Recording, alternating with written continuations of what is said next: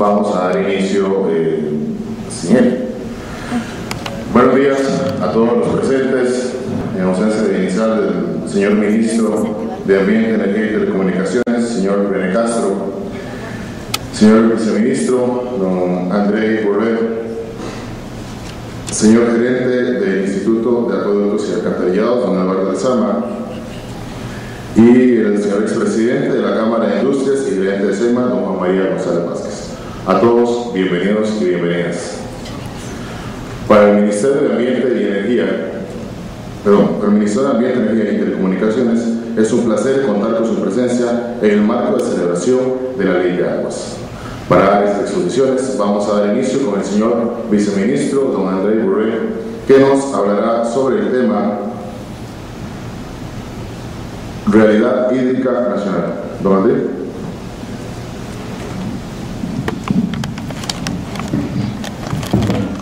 Buenos días. Bueno, voy a ponerme de pie para esquiarme un poco el aire acondicionado porque ando un poco constipado y no quiero quedarme mudo a medio camino.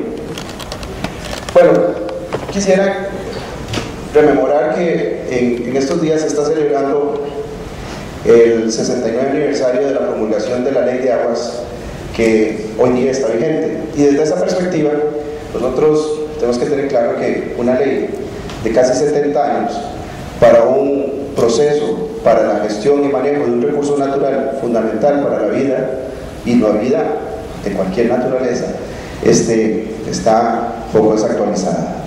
Y desde esa perspectiva quería aprovechar para mostrar un poco la información de un gran proceso que es todo lo que es documentar el proceso evolutivo de la gestión del agua en Costa Rica, pero no sin antes tratar de mencionar todos los elementos que conllevan el manejo del agua como elemento conceptual. Le damos la bienvenida al señor Ministro de Ambiente, Energía y Telecomunicaciones. Lo cierto del caso es que este proceso lleva una gran variedad de elementos técnicos. Yo quisiera, por lo menos en mi presentación, hacer algunos comentarios asociados con ello, porque esa es la base fundamental de lo que nosotros tenemos que ir estableciendo con una nueva visión de la gestión del recurso hídrico. Visión que no es solamente algo que nosotros hemos adoptado o deberíamos ir adoptando, sino que es algo que a nivel mundial los países, principalmente con mayores necesidades y limitaciones del recurso agua, han tenido que adaptar. Y nosotros, diría yo, que simplemente por sentido común no podemos dejar de ver. Esa es una de las cosas que yo quisiera comentar en ese sentido y que ha dado como resultado un trabajo muy intenso que se ha estado haciendo durante todo este año para buscar tomar las ventajas de diferentes propuestas de ley que estaban en la Asamblea Legislativa y que han estado dando un gran trabajo de equipo durante los últimos años y consolidarlo en una propuesta que en estos momentos se está consensuando, que se busca concertar entre todos los sectores. Valga aquí, no es una idea que se genera de un sector que venga en particular, es una idea que se está buscando consensuar en términos de los sectores productivos, del sector privado, de todo lo que es la sociedad civil, y que el gobierno lo que está buscando es amalgamar e integrar esos esfuerzos, tomando en cuenta todas las posiciones, de manera que tengamos un poco una idea concreta, pero simplemente como una idea para poder mejorar lo que ya existe. Desde esa perspectiva, como les decía, ya tenemos este avance, 26 de agosto, ya significa que pasamos esa fecha del 69 aniversario.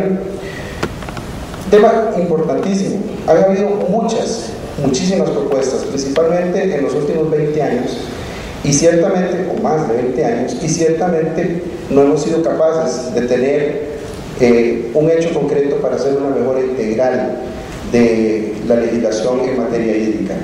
Hay diversas propuestas, ustedes y muchos de ustedes conocen realmente que hay una densidad altísima de legislación, pero dispersa, disgregada, sin una visión global. Y eso es un elemento fundamental porque estamos hablando de un único recurso natural que tiene múltiples usos y que tiene múltiples variables, sobre todo desde el punto de vista de conservación, desde el punto de vista del uso del hombre. Solo como un elemento estadístico para que ustedes tengan una idea, Aquí les puedo mostrar que el volumen de agua que existe en el planeta es inmenso, pero desgraciadamente un porcentaje muy bajito es el que realmente nosotros podemos aprovechar y que podemos utilizar. Prácticamente el 0.32% del agua existente en el planeta es a la que podemos acceder, y ciertamente sobre esa es que trabajamos en todas las actividades productivas, en todas las actividades humanas, y ciertamente también la que utiliza la misma naturaleza en muchos de los procesos cuando esa masa de agua es superficial o subterránea. Tenemos que proyecciones para los próximos años, en especial ya enfocándonos para los próximos 14 años. El planeta va a ir sufriendo modificaciones, y esto asociado a las variables meteorológicas, al cambio climático en particular. Vamos a ir viendo áreas con mayor propensión a la desertización, y ciertamente ese proceso también va a determinar sobre la escasez del agua. Ciertamente nosotros estamos en un proceso en el que ni la gestión ni el aprovechamiento son óptimos, y lo cierto del caso es que debemos tener conceptualizado que tenemos que estar listos no solo para preparar estratégicamente los dispositivos, la infraestructura para poder captar el agua, para poder utilizarla racionalmente, sino también la capacidad para poder sacarle provecho a las masas de agua que en estos momentos utilizamos. Latinoamérica y prácticamente todo el continente americano va a sufrir suficientes cambios como para decir que el continente va a ser una zona de riesgo. En los meses pasados, cuando vino el señor Al Gore, hizo una presentación, presentó una transparencia similar a esta, en la que hacía hincapié que prácticamente la franja centroamericana iba a entrar dentro de un ciclo de sequías. Pues bueno, ciertamente es un proceso que ya se ha ido estudiando, y que en materia hidrometeorológica tenemos que tener conciencia de que esos son los elementos con los cuales tenemos que planificar a futuro. Y para planificar a futuro tenemos que pensar ciertamente en todo el ciclo hidrológico, no únicamente en las masas de agua que ya tenemos en el suelo. Y otro elemento muy importante, que forma parte de ese elemento conceptual del cual estamos hablando, que debe estar contenido en las modernas legislaciones que tenemos que ir produciendo, es en el hecho de que las masas de agua marinas tienen que formar parte de todo el proceso. Si no, estaríamos hablando parcialmente nuevamente de cómo hablar del agua, de cómo utilizar el agua, de cómo sacarle provecho a ese recurso natural y cómo conservarlo principalmente. De manera que todo este proceso tiene que estar enmarcado en ese sentido. No podemos hablar de un agua superficial por un lado, de un agua subterránea por otro lado, de políticas en una dirección o de otra. Tenemos que hablar integralmente para que podamos tener claridad de cuál es la existencia, las reservas, la capacidad de utilización, potabilización en un caso, tratamiento en otro, aprovechamiento para generación de energía, o por otro lado, para todas las actividades agropecuarias y cualquier uso industrial que pudiera existir adicional. Si vemos desde el punto de vista del desempeño, de cómo se mueven las masas sociales en términos generales, el traslado de la población hacia las zonas urbanas, o incluso la transformación de los núcleos rurales a urbanos, nos damos cuenta también de que ese es un elemento considerable y es un elemento fundamental en la planificación del recurso agua. Estos son los datos que tenemos proyectados hasta el año pasado de crecimiento de la población, y vemos que evidentemente el comportamiento es idéntico prácticamente en todos los países de la región centroamericana, de manera que no estamos hablando tampoco de un tema que se puede concentrar únicamente en el país, estamos hablando de fenómenos regionales, y sobre esa perspectiva nosotros tenemos que ir pensando cómo, sobre todo cuando estamos hablando de masas de agua transfronterizas, entran en este proceso y tienen que ser consideradas dentro de la legislación. Ahora bien, desde el punto de vista del uso de las masas de agua, y pensando cómo es que las actividades humanas, o incluso todo lo que tiene que ver con los procesos de conservación, están debidamente integrados, tenemos que considerar realmente la realidad de que esas actividades están debidamente enlazadas. Y cuando estamos hablando de gestión, tenemos que pensar también en conceptos de cuencas hidrográficas. Estas cuencas son masas que se acumulan, que se detienen geográficamente utilizando como modelos todos los elementos que tenemos a disposición, pero considerando todas las actividades que pueden estar relacionadas, desde el punto de vista de dónde se capta el agua, ya fuera por precipitación, cómo es trasladada, si es vía subterránea o por medio de aguas superficiales, por medio de las cuencas superficiales, y luego cómo la estamos utilizando y en qué actividades la estamos utilizando. Ese es un proceso inherente a la actualidad de ver que realmente la necesidad de aprovechar esas masas de agua son cada vez crecientes, y no podemos estar pasando al proceso simplemente de usar y descartar, o simplemente meter, perforar, extraer el agua del subsuelo y descartar. Hay que cambiar un poco en ese concepto. Ahora bien, esto es lo que siempre nos han enseñado. Tal vez el dibujo no es lo suficientemente claro, pero ciertamente cuando nos hablan del ciclo hidrológico, nos hablan del uso, pero no de la procedencia del agua, y menos hacia dónde estamos descargando esa agua. Siempre hemos hablado de la extracción del agua por medio de pozos o de la extracción del agua por masas superficiales, hablamos de los usos, pero lo cierto del caso es que la intensidad, sobre todo en las áreas de protección, que es donde se alimentan los focos de recepción o de captación del agua, son elementos que quedan muy marginados, pero más aún cuando estamos hablando de las descargas de esas masas de agua. Por eso es que a la hora de considerar el ciclo hidrológico tenemos que incluir también todo lo que tiene que ver la zona costera, la zona marino costera, y en esa perspectiva tenemos que tener claro que no podemos perder de vista todo ese proceso. Ahora bien, desde la perspectiva de cada una de las actividades o de los usos que tenemos una serie de limitantes o de variables, y tenemos que ponerle atención. No es solamente un elemento de decir lo tenemos, no lo tenemos. Tenemos que ver los riesgos de ese aprovechamiento.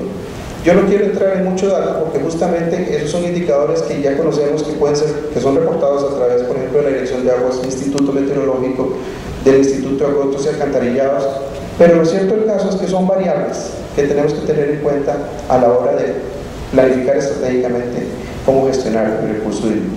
En materia de agua potable, por ejemplo, tenemos que ya vamos por un 97% o superando de cobertura para abastecimiento de agua potable.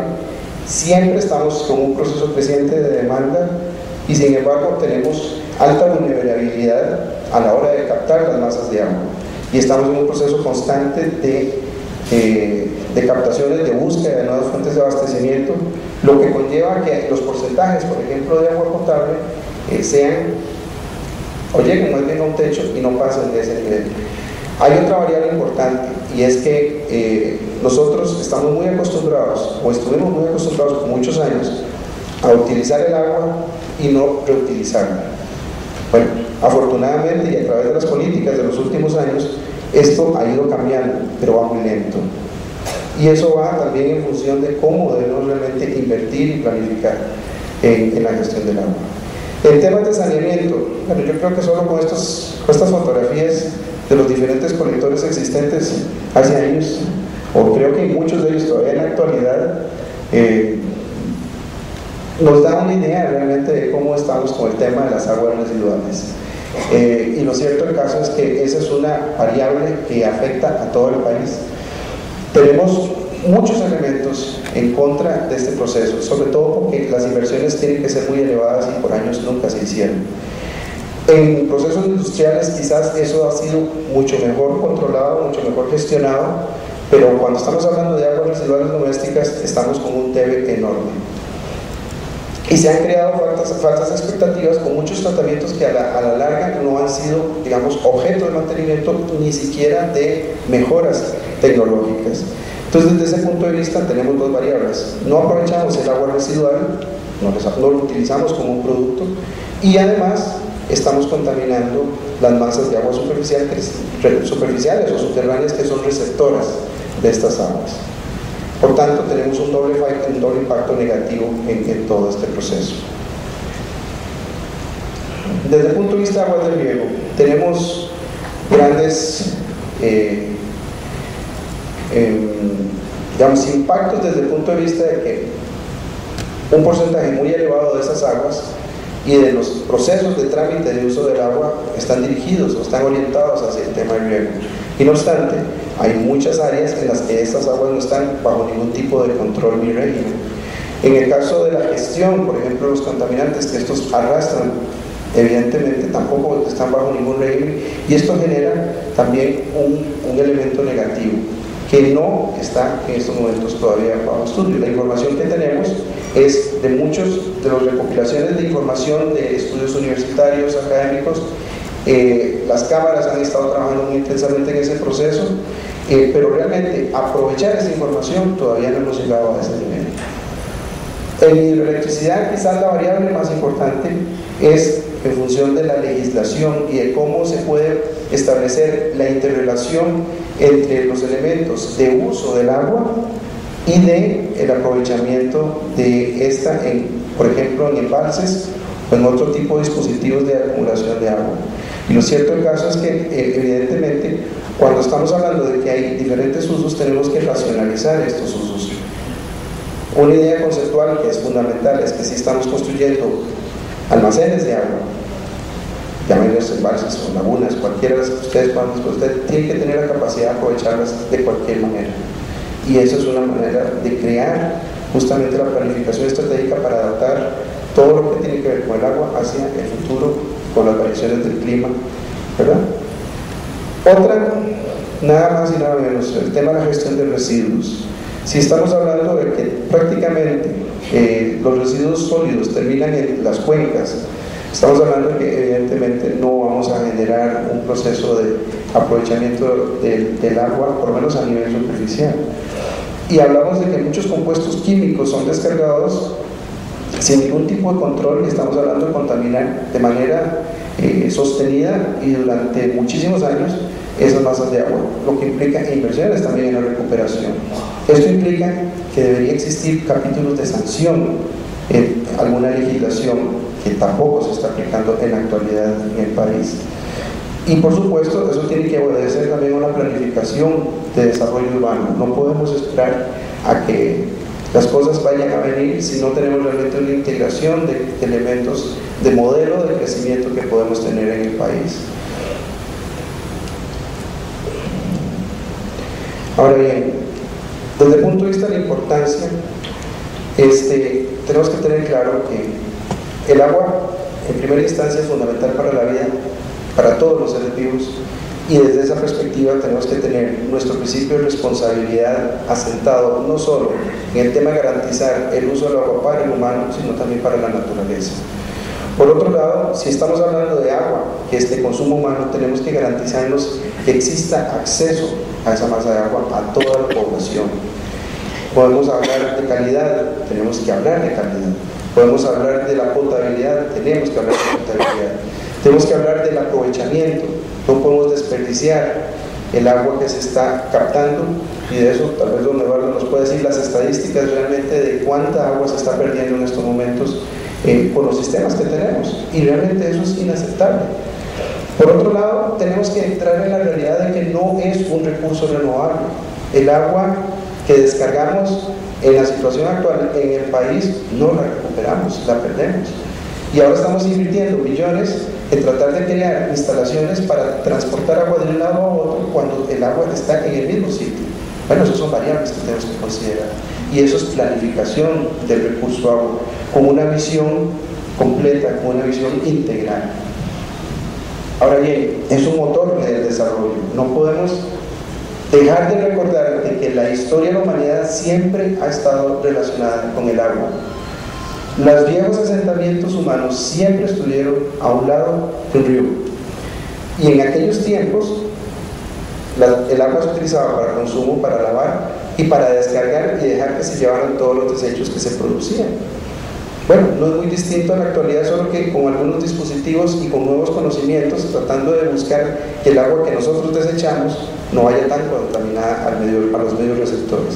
Pero lo cierto del caso es que nosotros tenemos que buscar que tengamos un proceso sostenible en el uso del recurso y por tanto aplicamos ese proceso a un modelo de desarrollo. Ahora bien, hay muchos elementos en cuanto a la legislación a nivel mundial pronunciamientos, presión sobre el uso del recurso, así como hemos hablado de desarrollo sostenible, se va a hablar de otros elementos más vinculantes como el tema de la competitividad. Ciertamente hay elementos que nos meten una presión positiva para que nosotros dinamicemos lo que es el tema del conocimiento en cuanto a la aplicación del agua. Y ciertamente a través de diferentes foros, como la Conferencia de Río, como el Foro Mundial de la Haya, estamos aplicando muchos de esos conceptos y que tenemos que tener incorporadas en nuestra legislación. Ahora bien, ¿qué tenemos como compromisos? Bueno, justamente los objetivos del milenio, que fueron trazados hace ya varios años, en los que estamos hablando de dos elementos importantes, y aquí se quieren destacar dos fundamentales. Uno, los principios de desarrollo sostenible, que es la meta número 9, y dos, la meta número 10, que es directamente dirigida al acceso del agua potable para la sociedad. En ese sentido, tenemos que estar apostando, y parte de todo lo que se ha estado trabajando durante todos estos meses con los diferentes sectores ha sido el que esto quede garantizado en la posibilidad de una nueva legislación en el país. Bueno, eso es simplemente unos datos así referenciales de cómo está distribuida el agua desde el punto de vista de la base de información con la que el país cuenta en cuanto a registros y permisos. Lo cierto del caso es que ustedes ven que la distribución, sobre todo para demanda doméstica o incluso para lo que tiene que ver con el uso agrícola, el riego y industria, se lleva prácticamente todo. Hay una proporción mayorcita para consumo humano, pero lo cierto del caso es que las otras variables pesan bastante como para decir que tenemos que ver esto de manera integral. Ahora bien, ¿cuál es el objetivo de todo esto? ¿Y por qué estamos hoy aquí conversando un poco sobre estos elementos? Bueno, porque tenemos que fortalecer este proceso, tenemos que hablarlo abiertamente, sinceramente, pero de todas maneras tenemos que buscar un consenso de todos los sectores para poder hablar en un solo lenguaje. No podemos quedarnos esperando a que una ley de 69 años de edad nos vaya a decir que vamos por el camino correcto de la gestión sostenible del agua. Y desde el punto de vista de esta misión, lo que queremos es buscar que exista ese elemento integrador y que se vea como un eje fundamental del desarrollo humano del país, y por tanto lo estamos visualizando de esa manera, que estemos apostando por una gestión integrada, orientada a la comunidad, donde podamos utilizar y aprovechar este recurso en todas sus variables, y que además permita la promoción del desarrollo, y no solo eso, sino que mejoremos la calidad de vida, sin perder de vista que todo esto tiene de por medio que nosotros formamos parte de un medio natural que también está en ese proceso de conservación. Esa es la visión. Ahora bien, lo que estamos apostando y que forma parte de ese compendio de legislación que se ha estado trabajando en todos estos meses está orientado a dos elementos importantes: a la gestión ambiental, que eso implica la conservación, donde están justamente la producción y la captación de estas masas de agua, y donde implica necesariamente el poder trabajar en sistemas y mecanismos de protección, sino también en el poder establecer adecuadamente cómo relacionar las diferentes actividades productivas en un modelo integrado del recurso agua. Y eso necesariamente tiene que estar orientado a que eso lo tengamos en el corto plazo para poder dictar las pautas, las políticas y las estrategias, viendo el agua, como se nos había mostrado en el ciclo hidrológico, como un único recurso natural. Bueno, con eso termino mi presentación, les agradezco su paciencia, creo que mi voz aguantó lo suficiente. Bueno, muchas gracias.